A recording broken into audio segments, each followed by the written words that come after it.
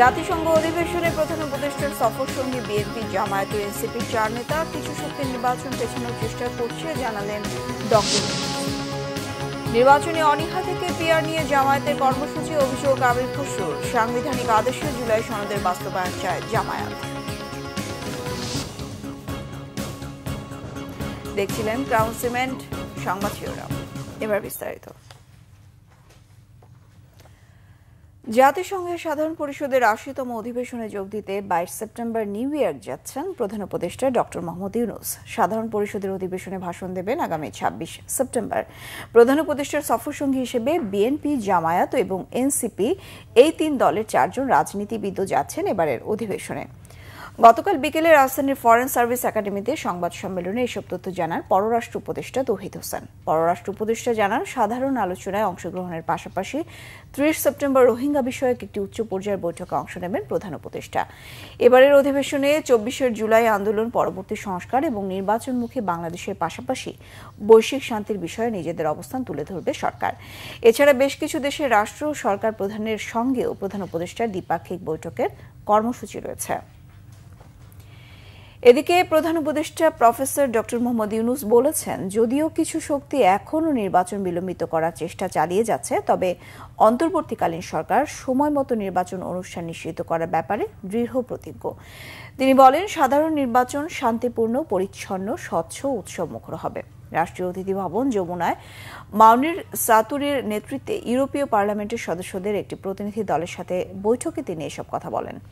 প্রধান উপদেষ্টা আগত প্রতিনিধি দলকে বলেন, এরই মধ্যে নির্বাচনের সময়সূচি ঘোষণা করা হয়েছে। রমজানের ঠিক আগে ফেব্রুয়ারির শুরুতে হবে নির্বাচন। জনগণের মধ্যে, বিশেষ করে তরুণদের মধ্যে ক্রমবর্ধমান উদ্দীপনার কথা উল্লেখ করেন প্রধান উপদেষ্টা। বলেন, ১৫ বছরেরও বেশি সময়ের মধ্যে এই প্রথমবারের মতো তাদের অনেকেই ভোট দিতে যাচ্ছেন। ইউরোপীয় এমপিরাও আশাবাদ ব্যক্ত করেন যে আসন্ন নির্বাচন বাংলাদেশের জন্য একটি গুরুত্বপূর্ণ মোড় হতে পারে। প্রধান উপদেষ্টার অসাধারণ নেতৃত্বের প্রশংসা করেন প্রতিনিধি দলের সদস্যরা। এ সময় চলমান রোহিঙ্গা সংকট নিয়েও আলোচনা হয়েছে। বাংলাদেশে যত তাড়াতাড়ি সম্ভব নির্বাচনের মাধ্যমে গণতন্ত্র ফিরে আসুক, সেটি দেখতে চায় ইউরোপীয় ইউনিয়ন। বুধবার বিকেলে গুলশানে দলীয় চেয়ারপারসনের কার্যালয়ে ইউরোপীয় পার্লামেন্টের প্রতিনিধিদের সাথে বৈঠক করে বিএনপি। এতে উপস্থিত ছিলেন বিএনপির স্থায়ী কমিটির সদস্য আমির খসরু মাহমুদ চৌধুরী, নজরুল ইসলাম খান সহ দলটির নেতারা। বৈঠকে রাজনৈতিক পরিস্থিতি, নির্বাচন, পারস্পরিক সম্পর্ক সহ স্বার্থ সংশ্লিষ্ট নানা বিষয় নিয়ে আলোচনা হয়। বৈঠক শেষে বিএনপির স্থায়ী কমিটির সদস্য আমির খসরু মাহমুদ চৌধুরী বলেন, পিআর পদ্ধতিতে কোনো দল নির্বাচন চাইলে আগামী সংসদে এসে পাশ করতে হবে। তার আগে এমন দাবিতে জনগণের ম্যান্ডেট নেই। জুলাই আন্দোলনে পিআর পদ্ধতির দাবি ছিল কিনা এমন প্রশ্ন রাখেন বিএনপির স্থায়ী কমিটির সদস্য নজরুল ইসলাম খান।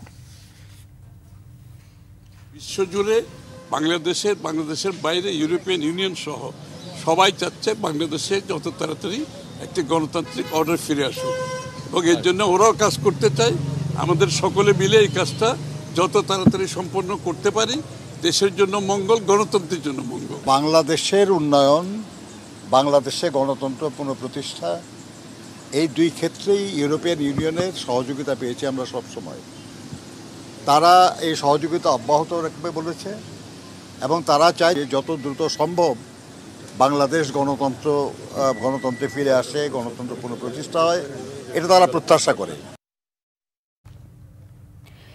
এদিকে ঐকমত্য কমিশনের আলোচনা চলাকালে পিআরের দাবিতে আন্দোলন স্ববিরোধী বলে মন্তব্য করেছেন বিএনপির স্থায়ী কমিটির সদস্য আমির খসরু মাহমুদ চৌধুরী। বুধবার রাজধানীর একটি হোটেলে সাংবাদিকদের কাছে এমন মন্তব্য করেন তিনি। আমির খসরু বলেন, নির্বাচন নিয়ে অনীহা থেকেই জামায়াতের এই কর্মসূচি। তিনি অভিযোগ করেন, একটি গোষ্ঠী দেশকে অস্থিতিশীল করতে চেষ্টা করছে। জনগণের ম্যান্ডেট না নিয়ে নিজেদের স্বার্থে এভাবে আন্দোলন করলে শহীদদের আত্মত্যাগের প্রতি অসম্মান দেখানো হবে বলে মন্তব্য করেন বিএনপির স্থায়ী কমিটির এই সদস্য। ঐক্যমত হয়ে গেছে এবং আলোচনা অব্যাহত আছে, তো সেইখানে মাঝখান থেকে একটা এই ধরনের কর্মসূচি দেওয়ার অর্থটা কি? তাইলে তো একটা তো প্রশ্ন তো থেকে যায় এখানে, তাই না? এখনো আলোচনাই শেষ হয় নাই, এর মধ্যে কর্মসূচি দিয়ে তারা দেশের মানুষকে কি বোঝাতে চাচ্ছে? ঐক্যমত হতে হবে। বাংলাদেশের মানুষ যেখানে রায় দেবে, বাংলাদেশের মানুষ যেগুলোতে ম্যান্ডেট দেবে, সেটাই হবে আগামী দিনের বাংলাদেশ। আমাদেরকে তো রাজনৈতিক দলগুলোকে বাংলাদেশের মানুষ ম্যান্ডেট দেয় নাই যে আপনারা বসে বসে বাংলাদেশের ভবিষ্যৎ নির্ধারণ করুন। জুলাই সনদের আইনি ভিত্তি দেওয়ার পদ্ধতিগত বিষয়ে মতপার্থক্য এখনো কাটেনি রাজনৈতিক দলগুলোর। জামায়াত চায় সাংবিধানিক আদেশের মাধ্যমে জুলাই সনদ বাস্তবায়ন হোক। বিএনপি বলছে এ বিষয়ে সর্বোচ্চ আদালতের মতামতের প্রয়োজন আছে। অন্যদিকে এনসিপি চাইছে গণপরিষদ নির্বাচন, আর জাতীয় ঐক্যমত্য কমিশন বলছে নিজেদের মধ্যে আলোচনার মাধ্যমে সমাধান করুক দলগুলো। নাবিল জাহাঙ্গীরের রিপোর্ট। 11 সেপ্টেম্বরের পরে জুলাই সনদ বাস্তবায়ন প্রক্রিয়া এবং এর আইনি ভিত্তি নিয়ে বুধবার রাজনৈতিক দলগুলোর সাথে দিনভর আলোচনা করে ঐকমত্য কমিশন। বিশেষজ্ঞ মতামতের ভিত্তিতে কমিশনের পক্ষ থেকে জুলাই সনদ বাস্তবায়নের একাধিক প্রস্তাব দেওয়া হয়। এর মধ্যে সাংবিধানিক আদেশ, জাতীয় নির্বাচনের সাথে গণভোটের আয়োজন বা পরবর্তী সংসদের সংবিধান সংশোধন ও পরে গণভোটের মাধ্যমে তার বৈধতা প্রদানের প্রস্তাব আছে। সংবিধানের 106 অনুচ্ছেদ ব্যবহার করে সুপ্রিম কোর্টের কাছে মতামত চাওয়া যেতে পারে, এরকম মত এসেছে। আমরা এই মতামতগুলোর পাশাপাশি রাজনৈতিক দলগুলোর কাছ থেকে এক ধরনের অনানুষ্ঠানিক অনুরোধও পেয়েছি। সেটা হচ্ছে তারা তাদের নিজেদের মধ্যে আলাপ আলোচনা করে এক জায়গায় আসার চেষ্টা করছেন। সেই রকম সমস্ত বিবেচনায় আজকে এই সমস্ত প্রস্তাবগুলো রেখেই আমরা আমাদের এই বৈঠক মুলতবি করেছি। বিএনপি বলছে সংবিধান সংশোধন সম্পর্কিত বিষয়গুলো সাংবিধানিক আদেশের মাধ্যমে এখনই বাস্তবায়ন করতে চাইলে সুপ্রিম কোর্টের পরামর্শ নেওয়া যেতে পারে। জুলাই সনদের যে বিষয়গুলো শুধুমাত্র সংবিধান সংস্কার অথবা সংশোধন সংক্রান্ত, সেই বিষয়গুলো এখনই কার্যকর করার মতো কোনো দলিল প্রণয়নের ক্ষেত্রে এই সরকার কোনো উদ্যোগ গ্রহণ করতে পারে কিনা। জুডিশিয়ারি কি বলে, আমরা জুডিশিয়ারির কাছে যাই। এদিকে জামায়াত ইসলাম চায় সাংবিধানিক আদেশের মাধ্যমে জুলাই সনদ বাস্তবায়ন করতে। কনস্টিটিউশনাল অর্ডারের মাধ্যমেই এটা বাস্তবায়ন করতে হবে, প্রয়োজনে এরপরে গণভোটে আমরা যেতে পারি।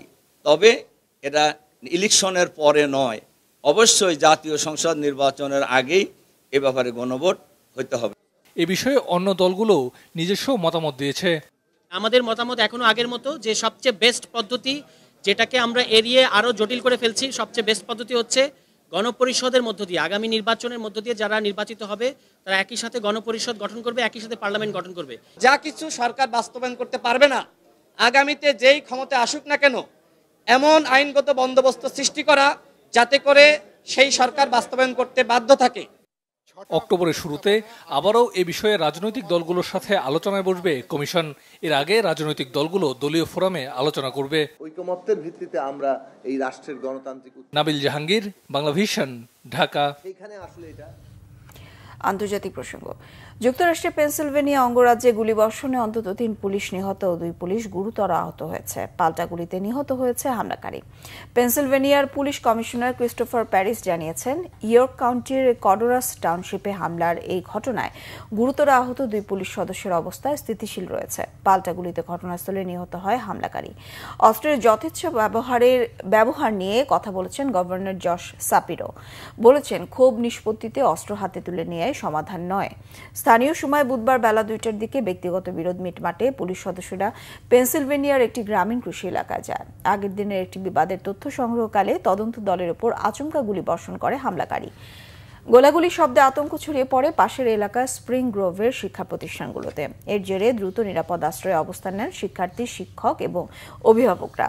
3 পুলিশ নিহতের ঘটনায় শোক পালন আর জাতীয় পতাকা অর্ধনমিত রাখার নির্দেশ দিয়েছে স্থানীয় প্রশাসন।